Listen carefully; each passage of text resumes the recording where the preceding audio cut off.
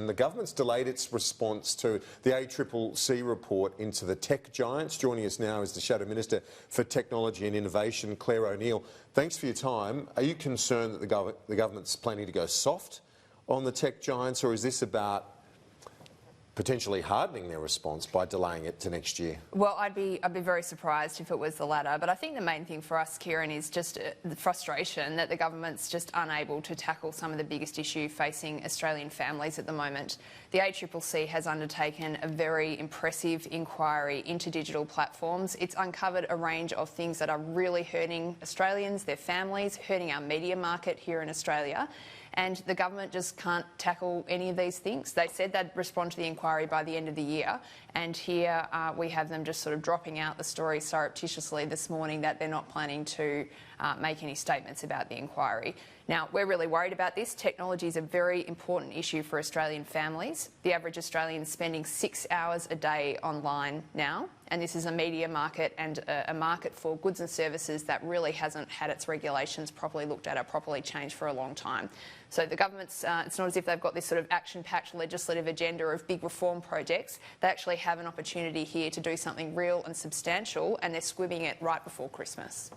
The consultation period didn't end that long ago. Is this proper, though, that the government would take the time to fully consider before they make any what could be strong recommendations? Yeah, well, Annalise, the government's set its own test, and now it's failed its own test. They actually said that they would respond to the inquiry by Christmas. We had all the tech giants in Parliament House last week, so I'm concerned about why it is that the government's decided now that they're going to delay the release of their response. But it's incredibly frustrating because this is actually hurting our tech industry in Australia. We've got the government actively considering a whole bunch of very significant new rules about how our technology industry will be regulated, and it's a sort of Damocles hanging over their heads. It's actually good for our startup industry, good for our technology jobs in this country to have regulatory certainty, and they're not going to get that while the government sits around and lets this inquiry just gather dust in the corner, essentially. So apparently the government is yet to confirm this delay, so that we might still see the response by the end of the year, given that lack of,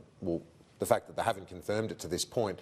I'm wondering, do you factor in the potential response from the Trump administration to some of these things? Because we saw Macron go really hard in terms of tax treatment of some of the tech giants.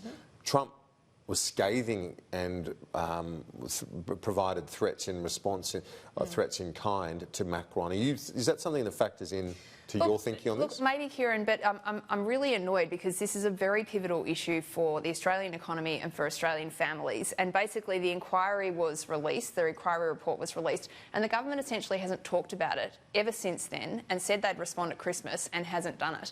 Now, there are lots of things in this inquiry that they could take out and deal with. We don't know if they will, because they still might. Well, I mean, I think they sort of dropped the story into the newspapers today, so the assumption is I think they're trying to get away with that without generating a lot of news, but I think it's appropriate for them to come out and explain why it is that they've delayed their response to the inquiry.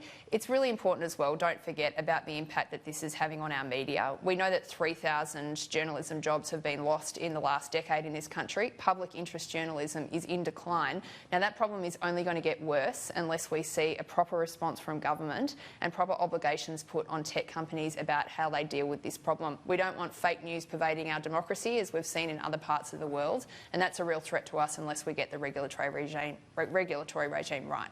And this is quite critical as well, because the political advertising laws that could be brought in will be on the basis of whatever the findings of this report is. That's exactly right, Annalise, and that's one of the most concerning things, and I think the areas where we see Facebook in particular is most out of step with the public and with the expectations of regulators. The fact that we've got a very large company here profiting off people essentially spreading fake news, and their refusal to take any responsibility for it, it just can't continue. So these are the very issues that the government should be responding to through this inquiry process. But you do accept that it's a very complex area. I mean, Australia essentially the canary in the coal mine when it comes to taking on those companies. Absolutely agree, but governments deal with difficult problems, or at least they're meant to. And the problem with the government we have here in Canberra at the moment is that they don't have a plan for the economy, they don't have a plan for the country, and when they have a big issue where it's put right in front of them on a platter here about a bunch of difficult questions that must be resolved pretty urgently, they're essentially squibbing that opportunity and instead going back to their reflex of playing petty politics in the Parliament. Claire O'Neill, I appreciate your time. Thanks. Lovely to be with you. Thank you.